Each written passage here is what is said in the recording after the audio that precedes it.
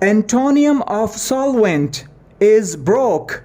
Antonym of docile is unruly. Antonym of odium is admiration. Antonym of halcyon is tempestuous. Antonym of iniquitous is virtuous. Tam reads novel, but Jake reads comics. This is a compound sentence. Although Tam reads novels, Jake reads comics. This is a complex sentence. When I was watching TV, which type of clause is it? Both B and C. I visit office occasionally. Here, occasionally is an adverb of frequency.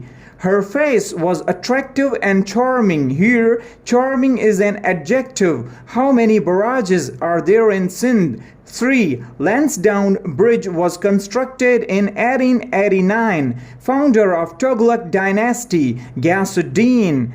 Height of Kadu is 8611 meter. Current Prime Minister of Japan is Shigeru Ishiba.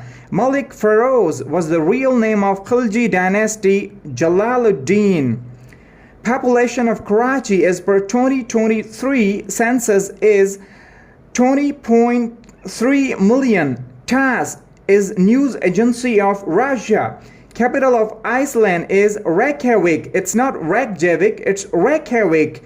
Dead Sea is located in which country? Jordan.